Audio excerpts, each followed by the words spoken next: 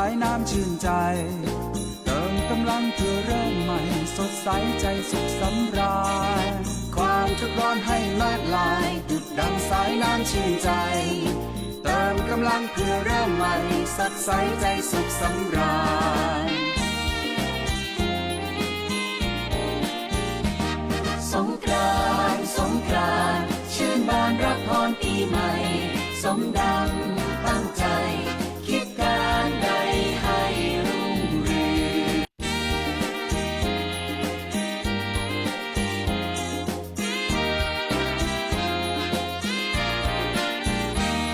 สงกรานต์สงกรานต์รื่นเริงชื่นบานหาไทย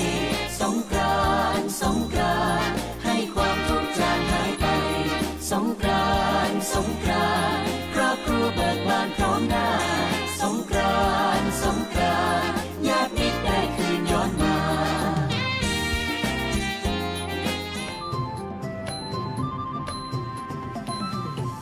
สวัสดีค่ะสวัสดีวันปีใหม่ไทยนะคะ13 เมษายน 2568 ค่ะวันนี้อยู่กับทิพาดาสารปังค่ะน้ำตาลรับหน้าที่เป็นพิธีกรตลอดช่วงวันสงกรานต์นะคะนมัสการพระพุทธไสยญาติวัดพระเชตุพนวิมลมังคลารามราชวรมหาวิหารค่ะวันนี้นะคะก็สำหรับเวทีศิลปะวัฒนธรรมค่ะเราจะได้พบกับการแสดงนะคะจากน้องๆศูนย์ศึกษาพระพุทธศาสนาวันอาทิตย์ของวัดโพของเรานะคะรวมทั้งมีการแสดงตลอดช่วงวันเลยนะคะ Morning ladies and gentlemen welcome to Songkran Festival 2025 at here Wat Po Tha Tien the ones of the historic Wat Po and one of the most Thailand's great and beautiful temple with a big welcome our friends from watching from around the world with live streaming โอเคค่ะสวัสดีทุกท่านนะคะรวมทั้งท่านผู้มีเกียรตินะคะที่รับชมเราผ่านทางไลฟ์สตรีมด้วยนะคะก็ทั้ง4ช่องทางของพวกเรานะคะก็สามารถรับชมทางออนไลน์ได้นะคะถ้าท่านใดไม่สะดวกที่จะมาที่วัดโพนะคะก็สามารถชมไลฟ์สดนะคะผ่านไลฟ์สตรีมของเราผ่าน4ช่องทางด้วยกันค่ะ YouTube นะคะวัดโพ Channel ค่ะ Facebook Page วัดโพท่าเตียน Facebook Page WBTV สถานีวิทยุโทรทัศน์โลกพระพุทธศาสนาเฉลิมพระเกียรติวัดพระเชตุพนค่ะและ Facebook Page นะคะสมเด็จพระมหาธีราจารย์ประสิทธิ์เขมังกโรค่ะทั้ง4ช่องทางนะคะกดไลค์กดแชร์ให้พวกเราส่งกำลังใจให้น้องๆรวมทั้งชุดการแสดงที่พวกท่านจะได้รับชมกันในวันนี้ด้วยนะคะโอเคค่ะและสำหรับช่วงเช้านี้นะคะเราจะนำทุกท่านเข้าสู่การแสดงนะคะของน้องๆจากศูนย์ศึกษาพระพุทธศาสนาวันอาทิตย์วัดพระเชตุพนแล้ววันนี้มีการแสดงกว่า10ชุดการแสดงค่ะ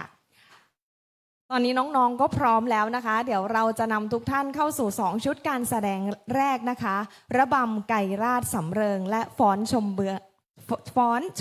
นค่ะ Give a big hand for the performance ระบำไก่ราชสำเริง and ฟ้อนชมเดือนค่ะ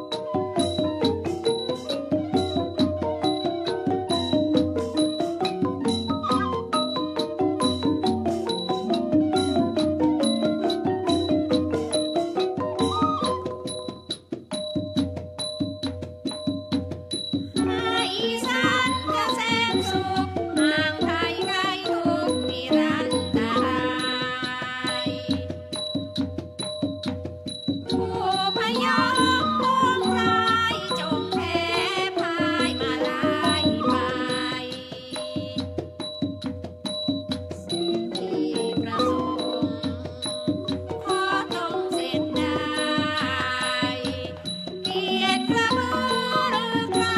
ทรัพย์สินเงินทองเรืองน้องเถิด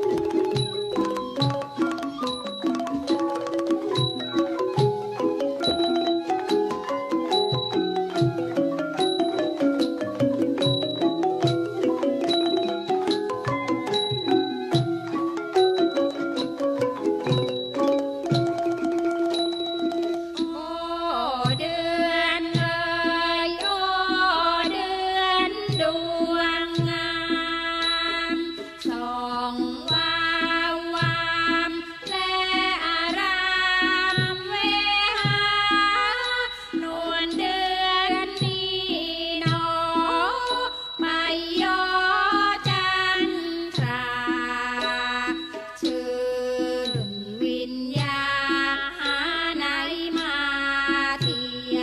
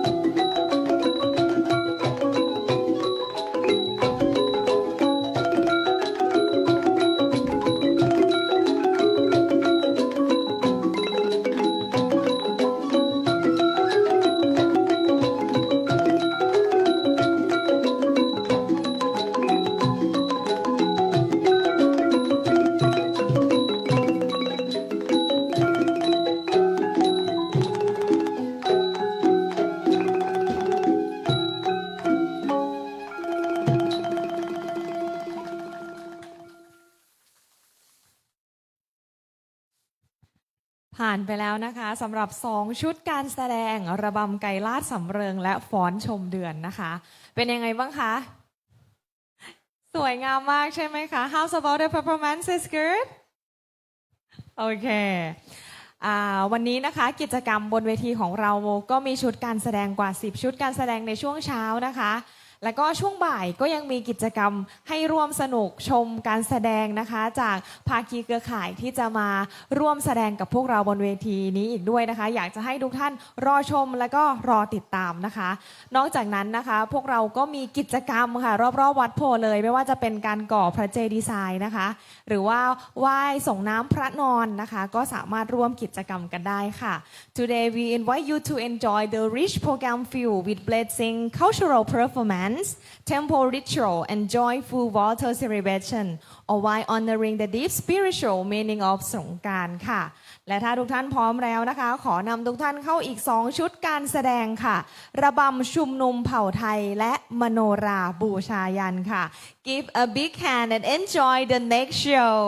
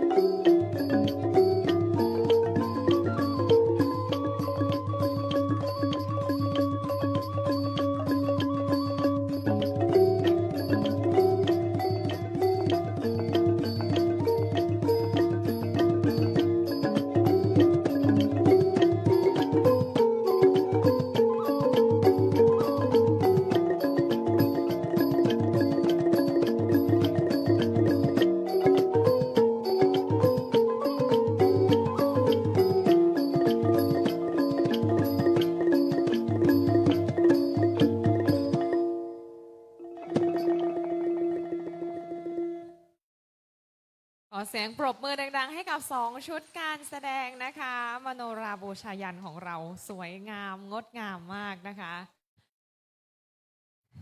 พร้อมกับการแสดงชุดต่อไปหรือยังคะโอเคสำหรับเวทีแห่งนี้นะคะเวทีศิลปะวัฒนธรรมนะคะก็จะมีการแสดงตลอดช่วงเช้าเลยนะคะสลับสับเปลี่ยนกันไปมีทั้งการแสดงจากเหนือใต้ออกตกมากันครบทีเดียวเหมือนอย่างชุดการแสดงที่ผ่านมานะคะมโนราก็จะเป็นศิลปะพื้นบ้านทางด้านฝั่งภาคใต้ของประเทศไทยเรานะคะ In this state there are many performance it's from all of the regions of Thailand, the northern, the south, the middle, the northeast of Thailand, or the performance is all already selected from the best one นะคะก็เราเลือกสรรนะคะมาอย่างดีที่สุดเลยนะคะสำหรับทุกชุดการแสดงนะคะนอกจากนั้นค่ะสำหรับท่านที่มาร่วมงานสงกรานต์ที่วัดโพของเรานะคะเราก็มีกิจกรรมค่ะอีกมากมายเลยนะคะไม่ว่าจะเป็นการส่งน้ำพระนะคะมีตะกร้อลอดห่วงซึ่งเป็นกีฬาพื้นบ้านนะคะรวมทั้งการสร้างการก่อพระเจดีย์ทรายนะคะกุศโลบายให้คนขนทรายกลับเข้ามาที่วัดอีกครั้งหนึ่งนะคะ Here at Wat Po Songkran is more just water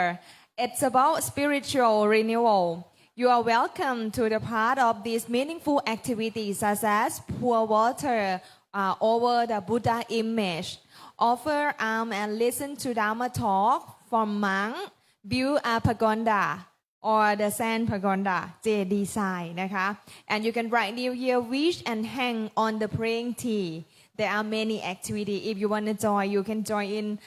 any part in front of the temple or in front of the reclining Buddha ค่ะ และสำหรับชุดการแสดงต่อไปนะคะอีก2ชุดการแสดงน้องๆมาพร้อมบริเวณข้างเวทีแล้วนะคะขอเชิญรับชมการแสดงชุดรำเชิญขวัญและรำพายชุมพลออกมา Give a big hand for the next show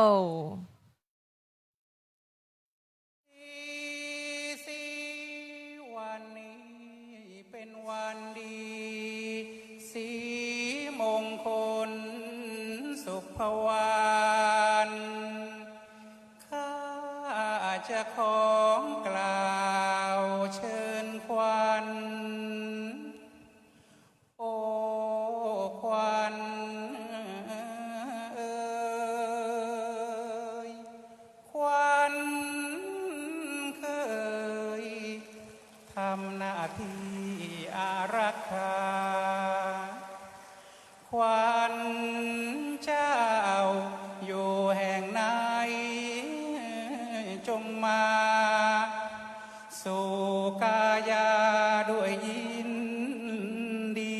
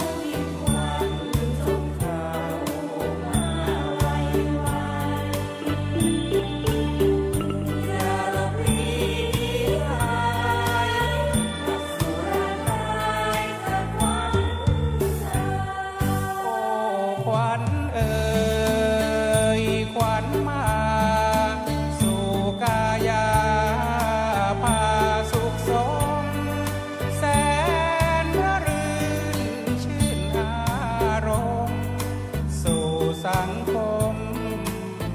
สุขสบาย อย่าเมินเฉยเลยนะเจ้ามิ่งขวัญจงเข้ามาไวไวอย่าหลบหลีกหนีหายมาสู่ร่างกายเถิดขวัญโอ้ขวัญเอ่ยขวัญดี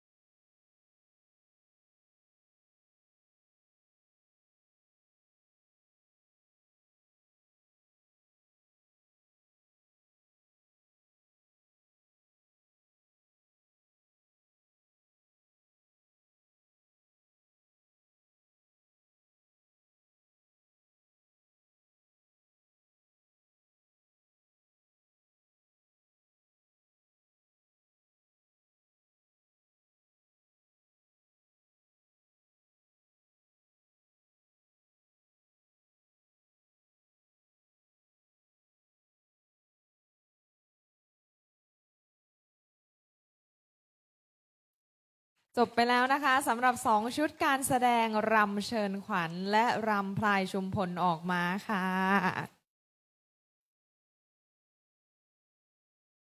ยังมีการแสดงอยู่อีก5ชุดนะคะ ดังนั้นอย่าเพิ่งหนีพวกเราไปไหนนะคะ บรรยากาศอาจจะครึ้มๆหน่อยนะคะ มาสร้างความเถิดเทิงบันเทิงใจกันนะคะ กับชุดการแสดง2ชุดต่อไปค่ะเสิร์งกะลาสะออนและสงกรานต์บ้านเรานะคะ ถ้าพร้อมแล้วขอเสียงปรบมือให้กับเสิร์งกะลาสะออนค่ะ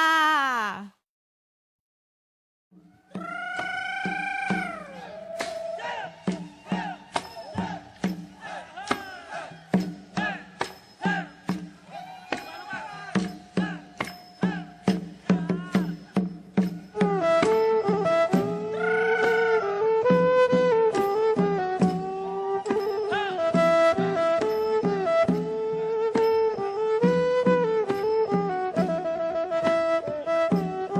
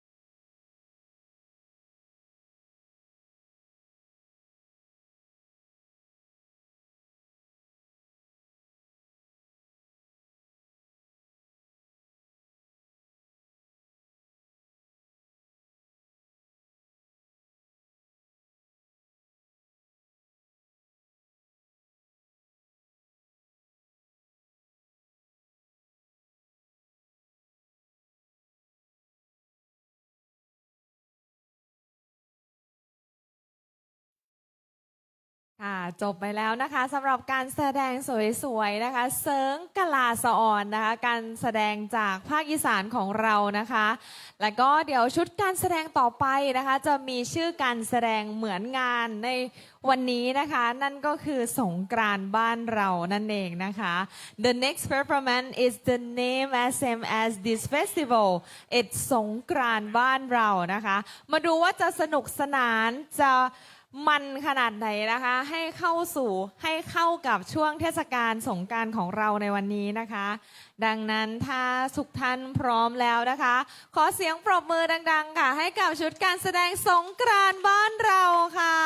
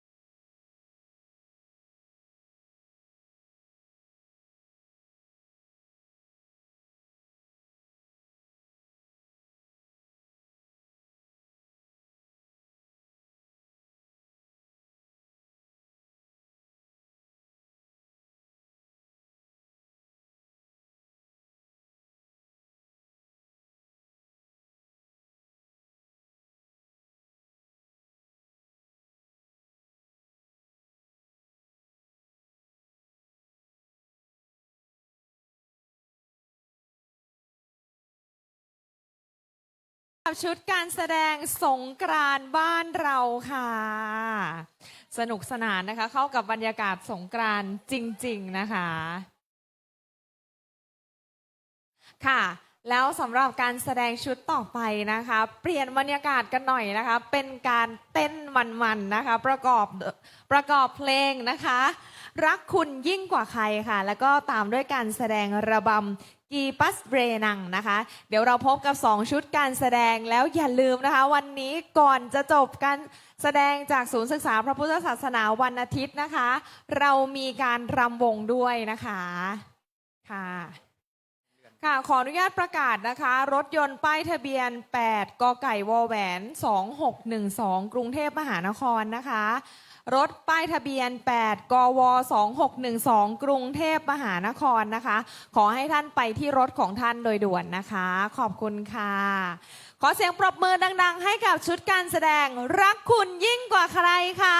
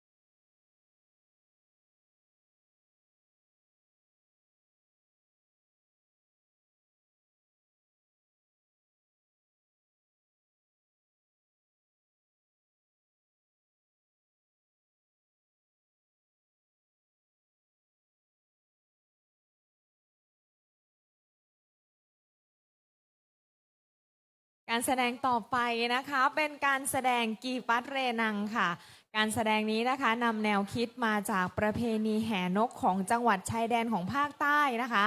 โดยเฉพาะจังหวัดปัตตานีค่ะที่มีความสวยงามของพัสเรนังปรากฏอยู่ในขบวนแห่นกด้วยนะคะ บุหรงซีงอ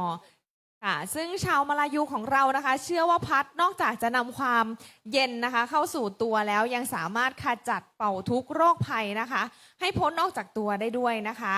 ดังนั้นเสียงของพัดนะคะที่ดังก็เป็นเอกลักษณ์นะคะที่เชื่อว่าสามารถขจัดสิ่งที่ไม่ดีไปด้วยนะคะดังนั้นก็การชุดการแสดงชุดต่อไปก็จะเรียกว่า import เลยนะคะมาจากภาคใต้ของเรานะคะจากจังหวัดปัตตานีค่ะดังนั้นวันนี้นะคะกิจกรรมของวัดโพของเรานอกจากที่เวทีแห่งนี้นะคะก็ยังมีการก่อพระเจดีย์ทรายนะคะมีตะกร้อลอดห่วงนะคะรวมถึงท่านใดนะคะที่อยากจะชมการแสดงโขนลิเกนะคะหรือว่าการร้องเพลงลูกทุ่งเรามีอีกหนึ่งเวทีนะคะอยู่ข้างพระนอนก็สามารถร่วมสนุกกันได้ทั้งค่ะก็สามารถนะคะร่วมสนุกกันได้ทั้ง2เวทีเลยนะคะดังนั้นถ้าท่านใดช่วงนี้นะคะอยากจะไปไหว้พระขอพรนะคะหรือว่าก่อพระเจดีย์ทรายเราจัดให้นะคะในบริเวณวัดโพของเราค่ะ There are many activities around วัดโพ such as Sand Pagoda you can join the activity it's around 300 meters from hereโอเคนะคะสำหรับท่านที่อยากจะร่วมสนุกนะคะก็มาได้เลยนะคะแล้วก็สำหรับท่านที่รับชมเราผ่านไลฟ์ Facebook อยู่นะคะจริงๆวันนี้พิธีกรเปิดมาด้วยว่าวันนี้เป็นวันที่13เมษายนนะคะยังไม่อยากให้หมดช่วงสงกรานต์นะคะแต่ว่าจริงๆวันนี้14เมษายนแล้วนะคะท่านที่เล่นสงกรานต์มาตลอดช่วงก็ดูแลสุขภาพด้วยนะคะรวมทั้งทุกท่านที่อยู่บริเวณนี้นะคะก็ดูแลสิ่งของมีค่านะคะของท่านด้วยไม่ว่าจะเป็นกระเป๋าตังค์โทรศัพท์มือถือนะคะรวมทั้งกล้องถ่ายรูปนะคะถ้าสมมติว่ามีปัญหาหรือว่ามีสิ่งของหายนะคะก็สามารถมาติดต่อได้ที่ฝ่ายประชาสัมพันธ์นะคะหรือว่า information ของวัดได้เลยนะคะค่ะแล้วก็ช่วงบ่ายของวันนี้นะคะเรามีกิจกรรมนะคะให้พวกท่านได้ร่วมสนุกกันนะคะเวทีศิลปวัฒนธรรมแห่งนี้ในช่วงบ่ายนะคะจะมีการแสดงโปงลางนะคะมาเซิร์งมาฟ้อนไปพร้อมๆกันนะคะสนุกสนานแน่นอนนะคะเป็นชุดการแสดงที่มาจากทางภาคอีสานนะคะ In the afternoon if you wanna join the very fun performance you can join โปงลาง dance it's the performance from the northeast of Thailand or อีสาน area นะคะสามารถมาจอยได้เลยในช่วงบ่ายนะคะนอกจากนั้นนะคะก็ยังมีอีก2กิจกรรมนะคะไม่ว่าจะเป็นกิจกรรมจากทางภาคเหนือนะคะการแสดงจากทางภาคเหนือของเราก็มาด้วยนะคะ and in the afternoon not only for the อีสาน area but you can see the performance from the northern region of Thailand it's a lot of fun นะคะดังนั้นในช่วงบ่ายมาทุกภาคจริงๆนะคะดังนั้นถ้าทุกท่านอยากจะชมการแสดงนะคะอยากจะร่วมจอยร่วมสนุกก็สามารถมาชมกิจกรรมได้ที่เวทีศิลปวัฒนธรรมแห่งนี้ค่ะและลำดับนี้นะคะน้องๆของเราพร้อมแล้วสำหรับการแสดงชุดกีปัตเรนังนะคะ Give a big hand for กีปัตเรนัง performance ค่ะ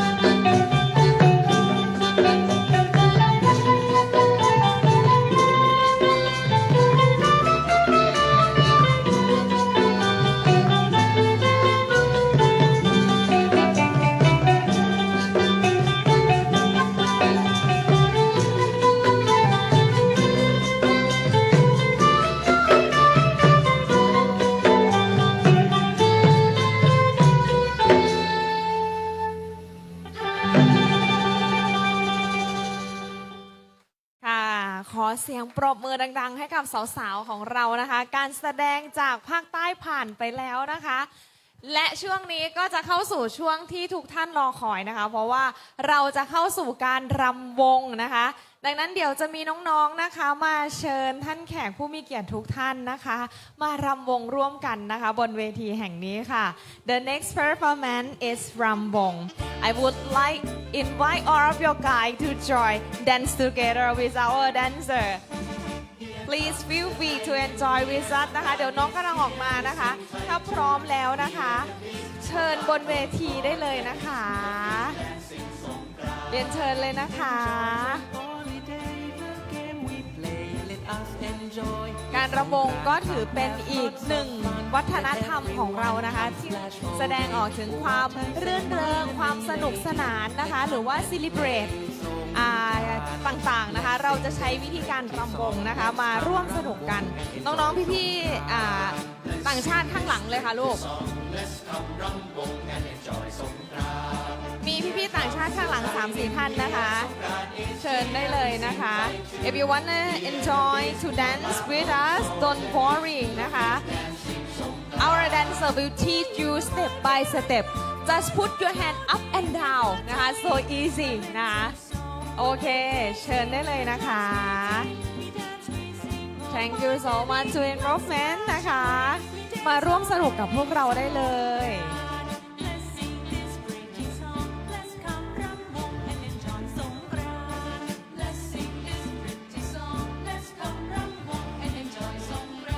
ถือว่าเป็นโอกาสที่ดีนะคะที่เราจะได้รำวงไปพร้อมๆกับน้องๆนางรำของเรานะคะ Let's enjoy. Do you want to join with us? No. Okay. Enjoy the holiday, the game we play. Let us enjoy สงกรานต์คำ ท่ารำนะคะก็จะเป็นการผสมผสานนะคะ เป็นการยกมือซ้ายย้ายไปมือขวานะคะ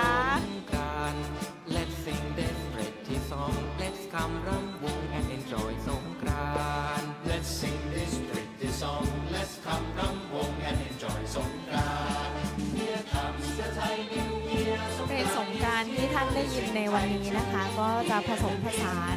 เนื้อร้องหลากหลายภาษานะคะทั้งภาษาอังกฤษภาษาจีนภาษาญี่ปุ่นภาษาฝรั่งเศสนะคะดังนั้นท่านก็อาจจะได้รับความหมายนะคะจากเพลงสงกรานต์ที่ท่านได้รับฟังอยู่ตอนนี้นะคะ Oh my baby let's splash away we dance all day สงกรานต์ Let's sing this pretty song Let's come รำวง and enjoy สงกรานต์ Let's sing this pretty song. Let's come รำวง and enjoy สงกรานต์ Here comes the Thai New Year สงกรานต์ is here. We sing Thai tune. Hear the beats, ปะปะโทนโทน the beats, the feet dancing สงกรานต์ Here comes the Thai New Year สงกรานต์ is here. We sing Thai tune. Hear the beats, ปะปะโทนโทน the beats, the feet dancing สงกรานต์ ขอบคุณค่ะ ขอบคุณน้องๆนะคะ ขอบคุณทุกท่านนะคะ Thank you very much for your involvement นะคะ ขอบคุณที่ร่วมสนุกกับพวกเรานะคะ และลำดับต่อไปนะคะ ก็จะเป็นช่วงที่ทุกท่านรอคอยเช่นกันนะคะ เพราะว่าจะเป็นการขับร้องเพลงลูกกรุงนะคะ ลูกทุ่งและก็ลูกกรุงนะคะ จากน้องจันเจ้าใช่ไหมคะ and the gang นะคะ หรือว่าจันเจ้าคนเดียวเลย จันเจ้าคนเดียวเลยใช่ไหมคะ เดี๋ยวน้องจันเจ้านะคะ จะมาขับร้องนะคะ เพลงลูกทุ่งแล้วก็เพลงลูกกรุงให้เราได้ฟังสักครึ่งชั่วโมงใช่ไหมลูกโอเคนะคะ เดี๋ยวจะขอเพลงได้ไหมคะได้ถ้าท่านไหนอยากจะฟังเพลงอะไรนะคะ สามารถแจ้งน้องได้เลยนะคะ แล้วก็น้องจันเจ้าเองนะคะเป็นแชมป์จากรายการดวลเพลงชิงทุน 5 สมัยด้วยนะคะ ดังนั้นอาจจะคุ้นหน้าคุ้นตานะคะ The next performance is the singing from the champion of ดวลเพลงชิงทุนนะคะ น้องๆก็จะได้รับฟังนะคะทุกท่านก็จะได้รับฟังกันด้วยนะคะแล้วก็อีก4ช่องทางนะคะที่รับชมเราผ่านไลฟ์สตรีมอยู่นะคะก็ร่วมกดไลค์กดแชร์ให้กำลังใจน้องกันได้นะคะเราวันนี้น้องขนมาเรียกว่า เป็น10เพลงนะคะให้ทุกท่านได้รับฟังกันนะคะ ทั้งเพลงลูกทุ่งแล้วก็เพลงลูกกรุงด้วยนะคะ ร่วมฉลองวันปีใหม่สิ่งเก่าทั้งหลายให้ผ่านพ้นมอบความรักแก่ทุกคนโกรธเคืองก็พร้อมอภัย ความทุกข์ร้อนให้มันลายดุจดังสายน้ำชื่นใจเติมกำลังเพื่อเริ่มใหม่สดใสใจสุขสำราญความทุกข์ร้อนให้มันลายดุจดังสายน้ำชื่นใจเติมกำลังเพื่อเริ่มใหม่สดใสใจสุ